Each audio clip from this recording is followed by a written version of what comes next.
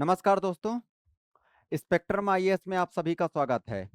जैसा कि आपको ज्ञात है कि मेरे द्वारा प्रारंभिक परीक्षा 2026 को ध्यान में रखते हुए आपके लिए करंट अफेयर्स लाया गया है। और करंट अफेयर्स हम लगातार करेंगे, क्योंकि देखिए, अगर आप एग्जाम के समय में इसको तैयार करेंगे ना, तो आपके लिए थोड़ा सा चैलेंजिंग हो जाएगा। ये सारी चीजें आपको ध्यान रखना है। तो हम लोग लगातार इसको सारी चीजों को कवर करेंगे, व्यवस्थित तरीके से चलें। बढ़ते हैं आगे की ओर। भारत द्वारा विकसित स्वदेशी मलेरिया वैक्सीन का नाम क्या है? पहले तो ध्यान रखना, मलेरिया क्या है। मलेरिया याद रखिएगा, ये किसके द्वारा होता है? याद रखना है, प्रोटोजोआ के द्वारा। किसके द्वारा? प्रोटोजोआ के द्वारा। और इसमें मुख्य रूप से उत्तरदायी होता है मादा एनोफिलीज मच्छर। कौन? मादा एनोफिलीज मच्छर। मादा एनाफ्लीज मच्छर, याद रखिएगा। ठीक है, इस बात को आपको दिमाग में रखना है। ठीक है, इस बात को भी विशेष रूप से ध्यान है।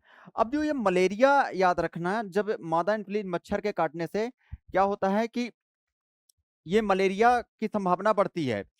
तो याद रखना, ये जो मलेरिया के लक्षण क्या होते हैं? एक तो शरीर में दर्द।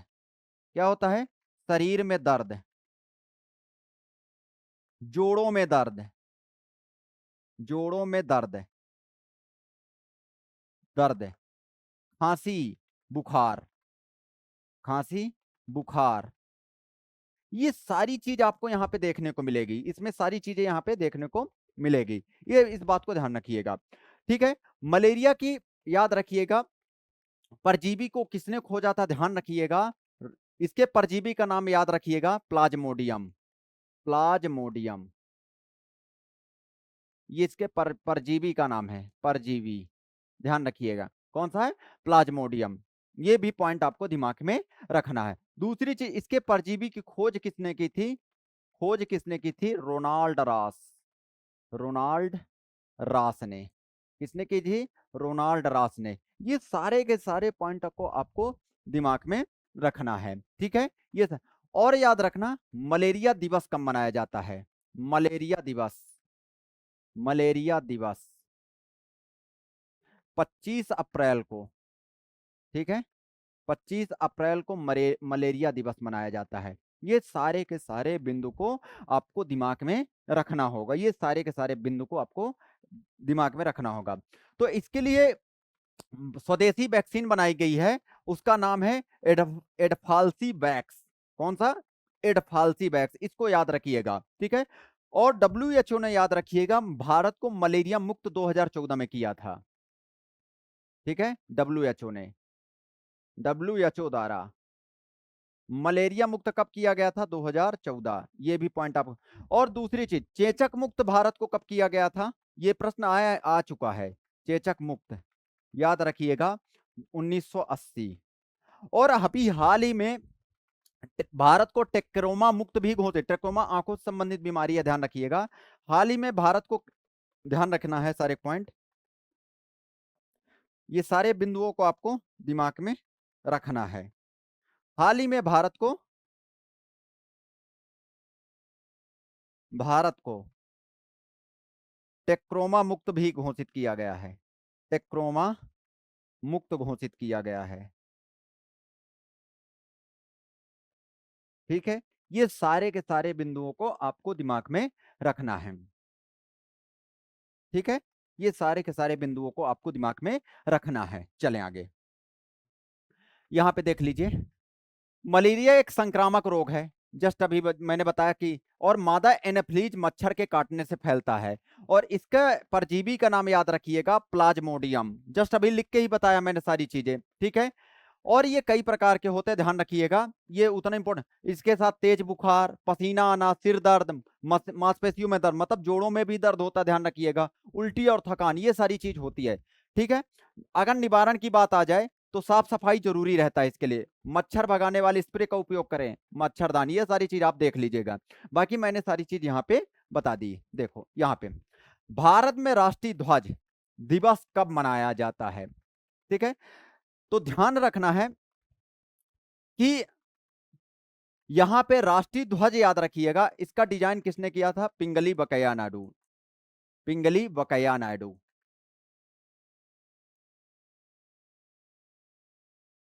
ठीक है, इस चीज को आपको दिमाग में याद रखना है। ठीक है, किसने? पिंगली बकाया नायडू ने याद रखना है। दूसरी चीज याद रखना, कौन से इसकी अगर लंबाई चौड़ाई की बात किया जाए तो 3:2 में है। क्या है? इसकी लंबाई और चौड़ाई 3:2 में है, ध्यान रखिएगा। और याद रखिएगा, भारतीय संविधान, जो संविधान सभा गठित की गई थी, उसने, याद रखना, राष्ट्रीय ध्वज को कब अपनाया था? तो याद रखिएगा 22 जुलाई 1947। ठीक है, इस चीज को आपको ध्यान रखना। तो 22 जुलाई 1947 को राष्ट्रीय ध्वज को अपनाया गया था। इस कारण 22 जुलाई को क्या मनाया जाता है? राष्ट्रीय ध्वज दिवस मनाया जाता है। क्या मनाया जाता है? राष्ट्रीय ध्वज दिवस मनाया जाता है। इस बात को भी आपको दिमाग में रखना है। और हम बात करें जुलाई के कुछ महत्वपूर्ण दिवस की, हम चर्चा यहां पे कर लेते हैं। जैसे 1 जुलाई को याद रखना राष्ट्रीय डॉक्टर दिवस, प्लस एक चीज और याद रखना है, 1 जुलाई को एसबीआई दिवस। किसके? SBI, state bank of India का दिवस भी 1 जुलाई को मनाया जाता है। और राष्ट्रीय डॉक्टर दिवस भी 1 जुलाई को मनाया जाता है। ये सारे के सारे बिंदुओं को आपको ध्यान रखना। दूसरा पॉइंट यहाँ पे उतने इंपॉर्टेंट, ये इंपॉर्टेंट नहीं है, जो इंपॉर्टेंट मैं उसको बता रहा हूं आपको। यहां पे आपको 11 जुलाई याद रखना है। ठीक है, इसमें 11 जुलाई है, सारे दिवस मत याद रखना, जो मैं पॉइंट जैसे 1 जुलाई राष्ट्रीय डॉक्टर दिवस याद रखिएगा। ठीक है, दूसरा 11 जुलाई याद रखिए, इसी में विश्व जनसंख्या दिवस। क्यों याद रखना है? कि लगातार अभी जनगणना होने वाली है, और जनगणना, याद रखना, चर्चा का विषय बना हुआ है, इसलिए आपसे प्रश्न पूछा जा सकता है। तो 11 जुलाई को विश्व जनसंख्या दिवस मनाया जाता है। ठीक है, इस बात को आपको विशेष, फिर इसमें आपको याद रखना 17 जुलाई, 17 जुलाई भी, 15 जुलाई भी याद रखना। 15 जुलाई को विश्व कौशल दिवस मनाया जाता है। ध्यान रखना, सारे नहीं याद रखना, जिसमें मैं टिक कर रहा हूं ना, उन्हीं को याद रखना है। ठीक है, बाकी आप पढ़ सकते हैं इनको, लेकिन आपको उन्हीं को रखना जो एग्जाम में पूछे जाने की पॉसिबिलिटी है। तो याद रखिएगा कि 1 जुलाई को डॉक्टर दिवस। दूसरी चीज याद रखिएगा, एसबीआई दिवस भी 1 जुलाई को मनाया जाता है। दूसरी चीज, 11 जुलाई को याद रखिएगा विश्व जनसंख्या दिवस। क्या मनाया जाता है? विश्व जनसंख्या दिवस 11 जुलाई को मनाया जाता है। 15 जुलाई को विश्व युवा कौशल दिवस। कैसा? विश्व युवा कौशल दिवस याद रखिएगा 15 जुलाई को मनाया जाता है। 17 जुलाई को याद रखिएगा विश्व अंतरराष्ट्रीय न्याय दिवस। 17 जुलाई को क्या मनाया जाता है?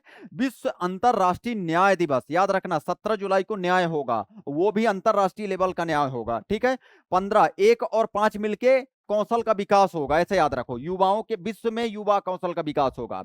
और याद रखना 11, 1 और 1 मिला के 11 हो जाते हैं, इसका मतलब जनसंख्या में वृद्धि हो गई, ऐसे याद रखो। 1 और 1 को मिला के 11 हो गए, 1 और 1 को मिला के 11 हो गए, इसका मतलब जनसंख्या बढ़ गई, ऐसे याद रखो। ठीक है, इस बात को भी आपको विशेष रूप से ध्यान देना, बहुत इंपॉर्टेंट है। अगला यहां पे याद रखना 26 जुलाई याद रखो।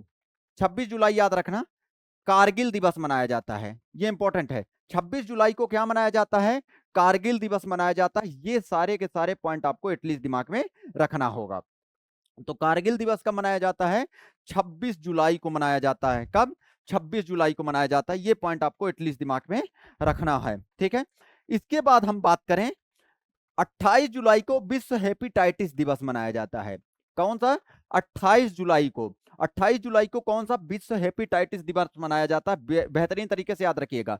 तो क्या क्या मैंने बताया? एक तो 1 जुलाई याद रखना है, 11 जुलाई को याद रखना विश्व जनसंख्या दिवस, 15 जुलाई को विश्व युवा कौशल दिवस। ठीक है, 17 जुलाई को याद रखना विश्व अंतरराष्ट्रीय न्याय दिवस, 26 जुलाई याद रखना कारगिल दिवस मनाया जाता है, 28 जुलाई को विश्व हेपेटाइटिस डे, 29 जुलाई बहुत ज्यादा इंपॉर्टेंट, ध्यान रखिएगा, अंतरराष्ट्रीय बाघ दिवस। ठीक है, और बाघ की दृष्टि से मध्य प्रदेश अग्रणी है। मध्य प्रदेश में 785 बाघ पाए जाते हैं। कितने? 785 बाघ मध्य प्रदेश में। ये भी पॉइंट आपको ध्यान रखना है। ये सारे के सारे बिंदुओं को आपको एटलीस्ट दिमाग में रखना है। ये सारे के सारे बिंदुओं को आपको दिमाग में रखना है। चले आगे, आगे बढ़ते हैं। गीता गोपीनाथ ने किस पद से इस्तीफा देने की घोषणा की है? ये गीता गोपीनाथ याद रखिएगा आईएमएफ की उप प्रबंधक थी। क्या थी? आईएमएफ की प्रथम उप प्रबंधक निदेशक थी, ध्यान रखिएगा। क्या थी? आईएमएफ की। और ये गीता गोपीनाथ भारतीय मूल की है, भारतीय है, ध्यान रखिएगा। कौन है? भारतीय है। इस बात को भी आपको विशेष रूप से ध्यान रखना। अब देखो आईएमएफ के बारे में थोड़ा सा ध्यान रखना है। आईएमएफ, ठीक है, इंटरनेशनल मॉनेटरी फंड याद रखिएगा। ठीक है, इस बात को आपको ध्यान रखना। और इसकी स्थापना ब्रेटन वुड्स सम्मेलन के तहत हुई थी। ब्रेटन वुड, इसकी बस नहीं, आईएमएफ और वर्ल्ड बैंक दोनों की स्थापना ब्रेटन वुड सम्मेलन के तहत हुई थी। और ब्रेटन वुड सम्मेलन 1944 में हुआ था। आईएमएफ की स्थापना कब हुई थी याद रखना? स्थापना, इसकी स्थापना हुई थी याद रखना 1945 में। और इसका मुख्यालय, आईएमएफ बस नहीं, वर्ल्ड बैंक का भी मुख्यालय, दोनों का मुख्यालय वाशिंगटन डीसी है। आईएमएफ प्लस वर्ल्ड बैंक, ये दोनों का मुख्यालय याद रखिएगा कहां है? Washington DC. ये यूएसए में पड़ता है, वाशिंगटन, यूएसए की कैपिटल है वाशिंगटन डीसी। याद रखिए, किसकी कैपिटल है? यूएसए की। ये सारे के सारे बिंदु आपको ध्यान रखना है। ये सारे के सारे बिंदु आपको ध्यान रखना है। ठीक है, और क्या याद रखना है? इसकी वर्तमान अध्यक्ष कौन है? Christina Georgieva. क्रिस्टीना जॉर्जीवा वर्तमान अध्यक्ष कौन है? वर्तमान अध्यक्ष Kristina Georgieva. Kristina Georgieva, Kristina Georgieva, ये पॉइंट आपको ध्यान रखना है। कौन है वर्तमान अध्यक्ष? Kristina Georgieva. इस बात को भी आपको दिमाग में रखना है। ये सारे के सारे पॉइंट को आपको एटलीस्ट दिमाग में रखना है। क्रिस्टीना जॉर्जीवा, ठीक है, ये पॉइंट आपको ध्यान रखना है। किसके? आईएमएफ की प्रमुख है। ठीक है, ये सारे के सारे बिंदु। हाँ, इसमें वर्तमान में सदस्य देश कितने हैं? ये कई बार मध्य प्रदेश लोक सेवा आयोग ने, वर्तमान में 190 सदस्य देश हैं, सदस्य देश हैं। ठीक है, इस बात को भी आपको दिमाग में रखना है। चले आगे, आगे बढ़ते हैं। यहाँ पे देख लीजिए, 1945 में ब्रेटन वुड सम्मेलन के तहत इसकी सब, लेकिन सम्मेलन 45 में हुआ था, ध्यान रखें। इसका मुख्यालय वाशिंगटन डीसी अमेरिका में है। 190 दे, हाँ, उद्देश्य क्या है? वैश्विक आर्थिक स्थिरता बनाए रखना। ठीक है, वैश्विक आर्थिक स्थिरता, आर्थिक स्थिरता बनाए रखना, ये सारी चीजें यहाँ पे ध्यान रखना, बहुत इंपॉर्टेंट है ये यहां से प्रश्न बनने की पॉसिबिलिटी मुझे लग रहा है कि 100% है। ये टॉपिक आपको गलती से भी नहीं छोड़ के जाना एग्जाम में, बहुत बर्निंग है, बहुत ज्यादा बर्निंग है। स्वास्थ्य कारणों का हवाला देते हुए जगदीप धनखड़ जी ने क्या कर दिया है? इस्तीफा दे दिया है, याद रखिएगा। तो इस चीज को आपको ध्यान, यदि उपराष्ट्रपति को अपने पद से इस्तीफा देना है तो वह अपना इस्तीफा भारत के संविधान के किस अनुच्छेद के तहत राष्ट्रपति को सौंपते हैं? ये बहुत इंपॉर्टेंट है आर्टिकल। ठीक है, इसमें याद रखना 67A, 67 का है वैसे इसका, याद रखिएगा। कौन सा? 67 का, याद रखिएगा, इस्तीफे का। अब देखिए अनुच्छेद, यहां पे ध्यान रखना कुछ आर्टिकल उपराष्ट्रपति से संबंधित ध्यान रखना। आर्टिकल, कुछ आर्टिकल, सारे तो नहीं। राष्ट्रपति, उपराष्ट्रपति, याद रखिएगा, जिसमें अनुच्छेद 63 भारत का उपराष्ट्रपति से संबंधित प्राप्त उपराष्ट्रपति होंगे, उपराष्ट्रपति। ठीक है, और उपराष्ट्रपति याद रखना है राज्यसभा के क्या होते हैं? पदेन सभापति। अनुच्छेद 64 उपराष्ट्रपति राज्यसभा के पदेन सभापति। ठीक है, याद रखिएगा ये पॉइंट। राष्ट्रपति की अनुपस्थित में इनके कर्तव्य की भी बात की गई है, अनुच्छेद 69, सॉरी 69 के नहीं, अनुच्छेद 65, इनके कर्तव्य की भी बात की गई, यहाँ पे कर्तव्य की भी बात की गई 65 में। ठीक है, इस चीज अनुच्छेद 66, अनुच्छेद 66 इनके निर्वाचन की पर, और निर्वाचन में लोकसभा राज्यसभा एवं मनोनीत सदस्य दोनों सभी भाग लेंगे, मतलब दोनों सदनों के सारे सदस्य भाग लेंगे, ध्यान रखिएगा। ठीक है, निर्वाचन, निर्वाचन में दोनों सदनों के सदस्य भाग लेंगे, दोनों सदनों सदस्य के सदस्य भाग लेंगे, सदस्य भाग लेंगे। ठीक है, इनके याद रखिएगा। अनुच्छेद 67 याद रखिएगा, इनके टाइम पीरियड की बात करता है, कार्यकाल की बात करता है, कार्यकाल। ठीक है, याद रखिएगा। अनुच्छेद 69, अनुच्छेद 69 याद रखना, अनुच्छेद 69 शपथ की बात करता है। ठीक है, अनुच्छेद 71, अनुच्छेद 71 इनसे संबंधित कोई भी विवाद होगा वो सुप्रीम कोर्ट में जाएगा। अनुच्छेद 71 में क्या है? उपराष्ट्र संबंधित विवाद मामला, उपराष्ट्रपति से संबंधित मामला, उपराष्ट्रपति से संबंधित मामला कहां जाएगा? मामला याद रखिए, उपराष्ट्रपति से संबंधित मामला कहां जाएगा?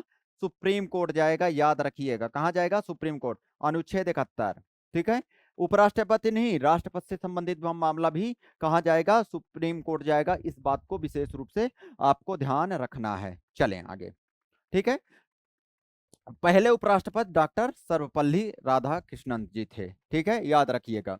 देखो, अनुच्छेद, हाँ, पद की स्थापना भारत के संविधान द्वारा 1950 में उपराष्ट्रपति पद की स्थापना की गई। अनुच्छेद यहाँ पे ध्यान रखिएगा, अनुच्छेद 63 से लेकर 71 तक में यहाँ पे प्रावधान दिया गया है। कार्यकाल की बात करें तो 5 वर्ष। ठीक है, लेकिन इससे पहले ही इन्होंने इस्तीफा दे दिया, ध्यान रखिएगा। ठीक है, चुनाव प्रक्रिया, निर्वाचन मंडल दोनों सदनों के, लोकसभा और राज्यसभा के, ये ध्यान रखिएगा यहाँ पे। और इनका जो चुनाव होगा अनुपातिक प्रतिनिधित्व प्रणाली के आधार पर होगा। कैसे? अनुपातिक प्रतिनिधित्व प्रणाली द्वारा, एकल संक्रमणीय मत द्वारा होगा। ठीक है, ये सारे के सारे पॉइंट आपको दिमाग में रखना है, बहुत इंपॉर्टेंट प्रश्न है, याद रखना। कौन सा देश 2027, 2029 और 2031 में विश्व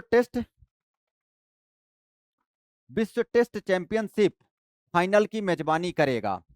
ठीक है, कौन सा देश 2027, 2029, 2031 में विश्व टेस्ट चैंपियनशिप फाइनल की मेजबानी करेगा? देखो यहाँ पे न्यूजीलैंड, ऑस्ट्रेलिया, दक्षिण अफ्रीका और इंग्लैंड। ठीक है, इस बात को आपको ध्यान रखना है, इस बात को आपको ध्यान रखना। तो यहाँ पे 2027, 2029, 2031 में विश्व टेस्ट चैंपियनशिप की फाइनल की मेजबानी कौन करेगा? इंग्लैंड करेगा। अभी हाल ही में याद रखिएगा, विश्व टेस्ट चैंपियनशिप हुई है हाल ही में, विश्व टेस्ट चैंपियनशिप, टेस्ट चैंपियनशिप, विश्व टेस्ट चैंपियनशिप हुई है, विश्व टेस्ट चैंपियनशिप हुई है हाल ही में। इस बात को आपको ध्यान रखना है, ये सारे मूल बातें ध्यान रखना। तो अभी जो हुआ है लॉर्ड्स में हुआ था फाइनल, लॉर्ड्स में फाइनल हुआ था। ठीक है, कहां पे हुआ था? लॉर्ड्स में फाइनल, याद रख, लॉर्ड्स में फाइनल हुआ था। और इसमें फाइनल खिताब ऑस्ट्रेलिया वर्सेज साउथ अफ्रीका के बीच हुआ था। ऑस्ट्रेलिया वर्सेस साउथ अफ्रीका, और साउथ अफ्रीका ऑस्ट्रेलिया को हरा दिया था। इसमें विजेता कौन था? South Africa. इंपॉर्टेंट प्रश्न है, ध्यान रखिएगा। उप विजेता कौन है? ऑस्ट्रेलिया, विजेता ऑस्ट्रेलिया। कुछ चीजें और देख लेते हैं, ऐसे प्रतियोगिता आपसे जैसे अभी T20 वर्ल्ड कप हुआ था, बारबाडोस में फाइनल हुआ था, यूएसए और वेस्ट इंडीज ने इसकी मेजबानी की थी। तो इसमें याद रखिएगा भारत जीता था, भारत जीता था। और किसको हराया था? याद रखिएगा, साउथ अफ्रीका को हराया था बारबाडोस में। तो भारत यहाँ पे विजेता था। ठीक है, इस बात को विशेष रूप से ध्यान रखना है। ठीक है, T20। और महिलाओं में T20 किसने जीता? महिला, महिला T20 याद रखिएगा, ये हुआ था दुबई में, मतलब यूएई में। कहां हुआ था? यूएई, यूएई में हुआ था। इसमें किसने जीता T20? याद रखिएगा, न्यूजीलैंड ने जीता, न्यूजीलैंड ने जीता। किसको हरा के? याद रखिएगा, साउथ अफ्रीका को हरा के। ये भी पॉइंट आपको ध्यान रखना है, सारे के सारे बिंदुओं को आपको दिमाग में रखना होगा, ये सारे महत्वपूर्ण बिंदु हैं। ठीक है, ठीक है, ये सारे के सारे महत्वपूर्ण बिंदु हैं। ठीक है, चलें आगे बढ़ते हैं, आगे की ओर बढ़ते हैं। हाल ही में सांसदों ने किस न्यायाधीश को हटाने के लिए लोकसभा और राज्यसभा में महाभियोग प्रस्ताव का नोटिस दिया गया है? ठीक है। इनके ऑफिस जहां पे ये रहते थे वहां पे नोटों की गड्डी मिली थी, जलाए हुए नोटों की गड्डी मिली थी, उसको लेकर यहाँ पे लगातार विवाद में है। और यहाँ पे बहुत इंपॉर्टेंट ये प्रश्न है, हाल ही में सांसदों ने किस न्यायाधीश को हटाने के लिए लोकसभा और राज्यसभा में महाभियोग प्रस्ताव, मतलब एक्चुअली में महाभियोग प्रस्ताव केवल केवल अगर देखा जाए सही ढंग से तो राष्ट्रपति के लिए लाया जाता है। ठीक है। महाभियोग शब्द का उल्लेख अनुच्छेद 56 में, लेकिन प्रक्रिया देखो, एक ध्यान रखना, कहां पे राष्ट्रपति की बात कर रहा हूं, राष्ट्रपति की बात कर रहा हूं, ध्यान गलत मत कर देना। महाभियोग शब्द कहां पे है, शब्द महाभियोग शब्द आर्टिकल 56, अनुच्छेद 56, लेकिन लेकिन ये प्रक्रिया अनुच्छेद 61 में है। प्रक्रिया कहां पे है, याद रखना, अनुच्छेद 61। गलत मत कर देना, नहीं गलत हो जाएगा सब कुछ।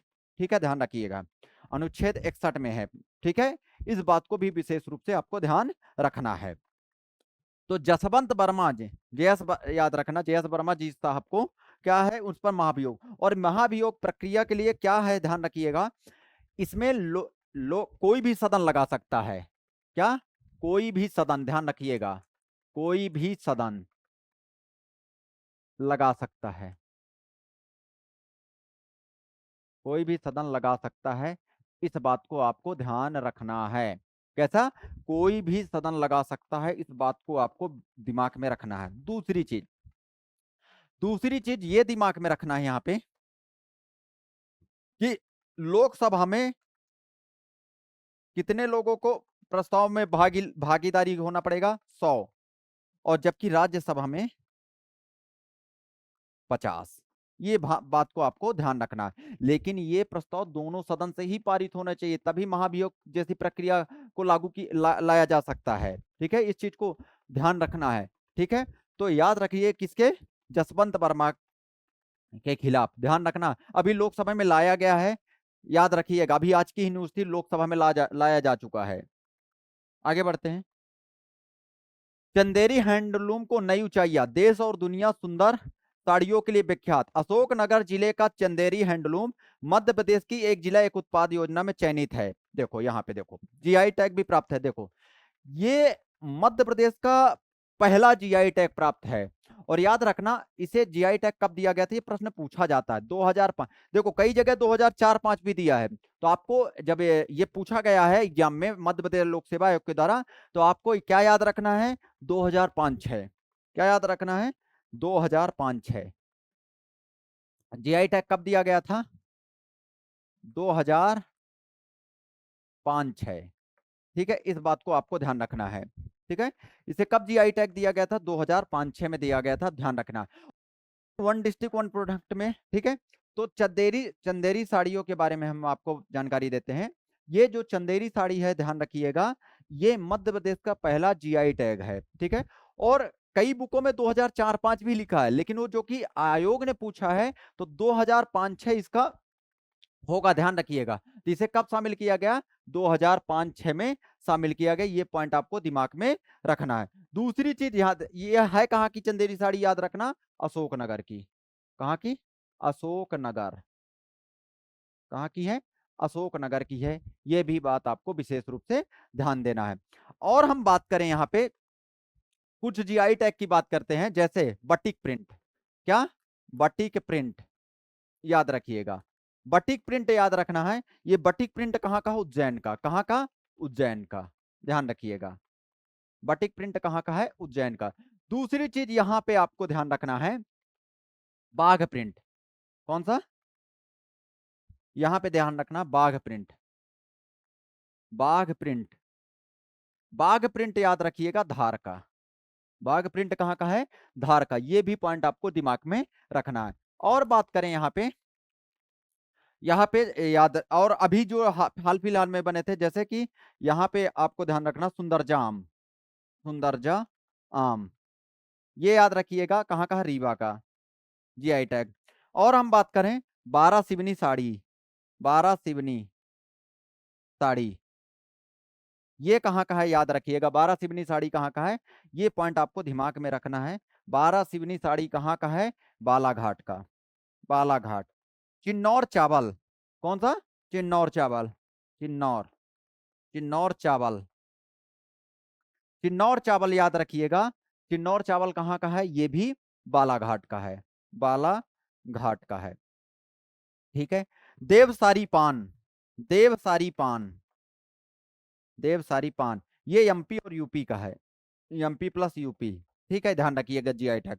और नारंगी संतरा, नारंगी संतरा, संतरा, ये है, याद रखिएगा, मध्य प्रदेश और महाराष्ट्र, एमपी प्लस महाराष्ट्र, महाराष्ट्र का है। ये सारे के सारे बिंदुओं को आपको दिमाग में रखना है, ये सारे के सारे पॉइंट को आपको दिमाग में रखना है। ठीक है, चले, और बहुत सारे जीआई टैग हैं। ठीक है, जैसे रियावन लहसुन, रियावन लहसुन, याद रखिएगा, रतलाम की, रतलाम, ये सारे के सारे आपको ध्यान रखना है। ठीक है, ये सारे बिंदु, शरावती गेहूं, सीहोर और विदिशा का है, शरावती गेहूं, शरावती गेहूं, सीहोर और विदिशा, सीहोर प्लस विदिशा। ठीक है, ये सारे के सारे महत्वपूर्ण पॉइंट आपको दिमाग में रखना है। कर जाएंगे क्या? चले आगे। अब यहाँ पे मध्य प्रदेश सरकार रख रही है शिक्षा प्राप्ति को, देखो ये मैंने जनसंपर्क साइट से लिया है, ये आपको पढ़ना, निशुल्क साइकिल प्रदाय योजना, मतलब याद रखिएगा, निशुल्क साइकिल दिया जाएगा, ध्यान रखना है। योजना के अंदर इस वर्ष 4,30,000 बच्चों को निशुल्क साइकिल वितरण का लक्ष्य दिया गया है। ठीक है, याद रख, इसमें शासकीय विद्यालयों में कक्षा 6 और 9 के अध्ययनरत विद्यार्थियों को मिल रहा योजना का लाभ, मतलब जो 6वीं और 9वीं के बच्चे हैं उनको ये लाभ मिलेगा। ठीक है, तो ये सरकार देगी निशुल्क साइकिल प्रदाय योजना। ठीक है, सरकारी स्कूल में जो पढ़ रहे हैं बच्चे, उनको 6वीं और 9वीं के बच्चे, उनको क्या दिया जाएगा? साइकिल प्रदान की जाएगी। चलें, अंतरराष्ट्रीय क्रिकेट परिषद के सीईओ नियुक्त किए गए, ये बहुत इंपॉर्टेंट है, ध्यान रखना है, बहुत ज्यादा इंपॉर्टेंट है। देखो यहाँ पे मैं आपको यहाँ पे संजोग गुप्ता का नाम बता रहा हूँ, बहुत ज्यादा इंपॉर्टेंट, स्टार लगाना है ऐसे प्रश्न आईसीसी के। देखो, पहले आईसीसी को इंपीरियल क्रिकेट काउंसिल के नाम से जाना जाता था, पहले किस नाम से जाना जाता था? इंपीरियल क्रिकेट काउंसिल के नाम से जाना जाता था, लेकिन बाद में इसे इंटरनेशनल क्रिकेट काउंसिल कर दिया गया। पहले के किस नाम से जाना जाता था?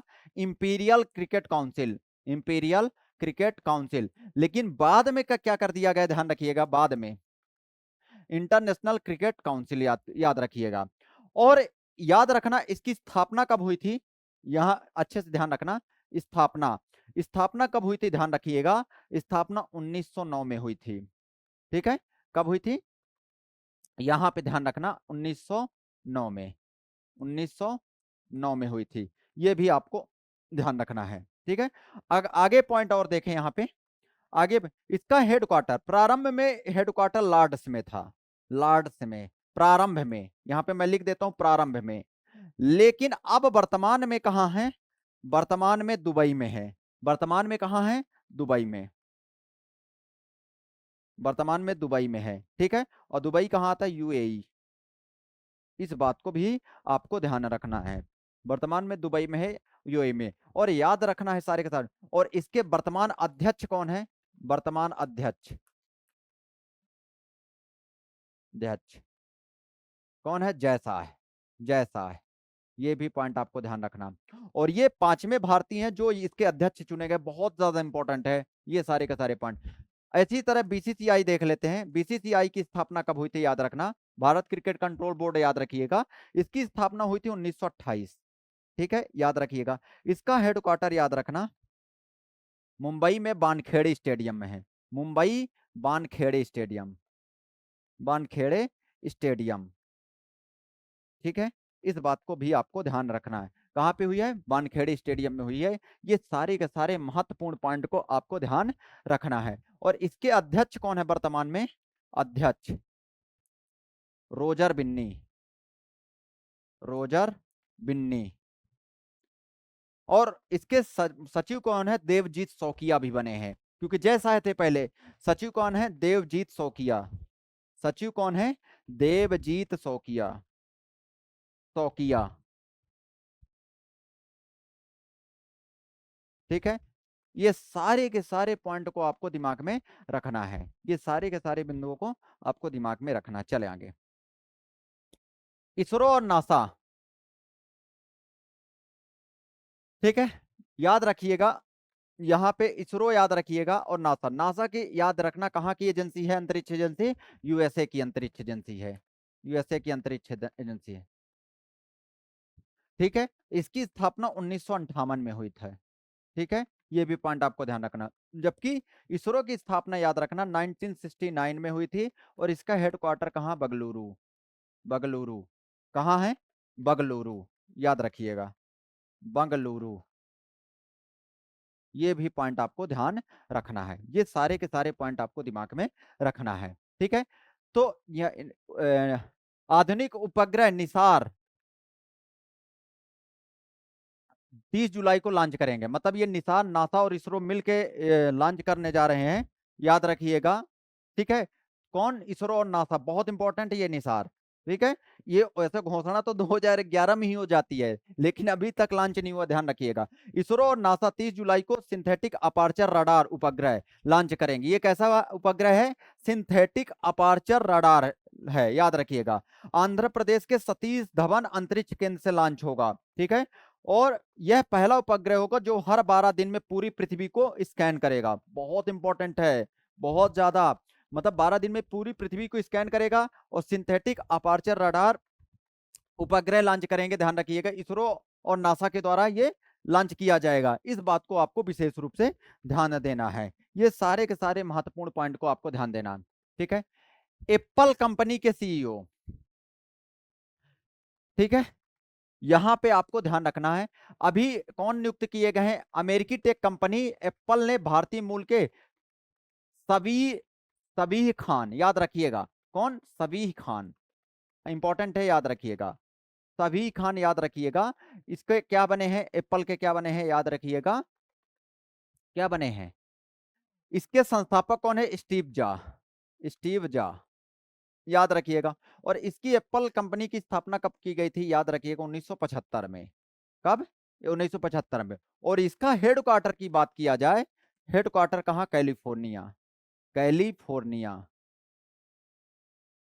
ठीक है, कैलिफोर्निया, याद रखिएगा। ये सारे के सारे पॉइंट को आपको दिमाग में रखना है, ठीक है, ये सारे के सारे बिंदुओं को आपको दिमाग में रखना है, ठीक है।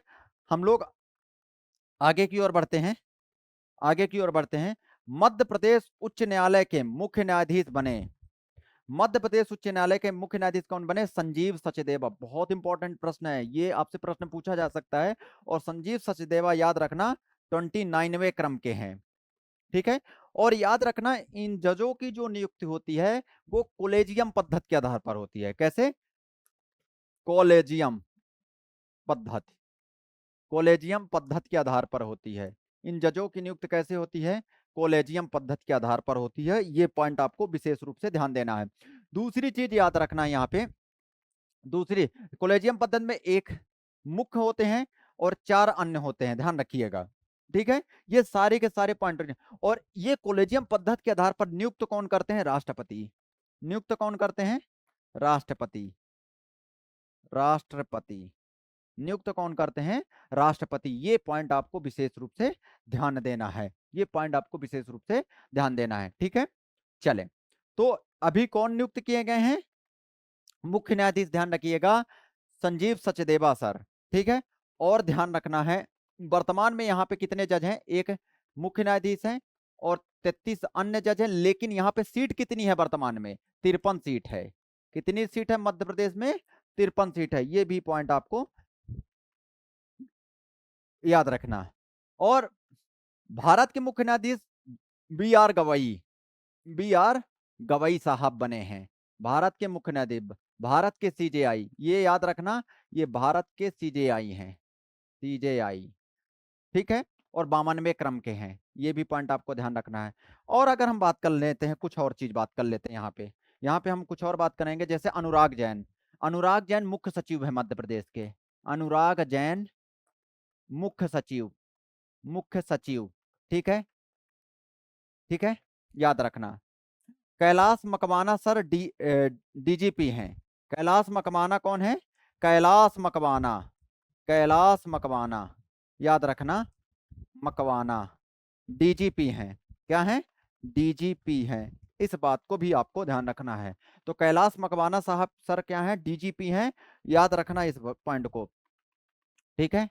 ये सारे के सारे बिंदु को महत्वपूर्ण रूप से आपको ध्यान रखना है। मनोज श्रीवास्तव सर क्या है? मनोज श्रीवास्तव, मनोज श्रीवास्तव अभी बने हैं इसलिए इंपॉर्टेंट है। मनोज श्रीवास्तव मध्य प्रदेश के मुख्य चुनाव आयुक्त, एमपी मुख्य चुनाव आयुक्त, चुनाव आयुक्त, ये याद रखना। तो ये सारे के सारे पॉइंट हमने आज देख लिए हैं। लगातार हम लोग इसी तरह बने रहेंगे। आप लोग कमेंट बॉक्स में कमेंट कर दिया करें। और स्पेक्ट्रम आईएएस की क्लासेस लगातार चल रही है और अभी ऑफलाइन क्लासेस भी चलने वाली है। आप सभी लोग बने रहिए। स्पेक्ट्रम आईएएस आपके लिए लगातार काम कर रहा है और 2026 को ध्यान में रखते हुए सारी चीज कराई जा रही है। तो आप यहाँ पे देख सकते हैं सारी चीजें।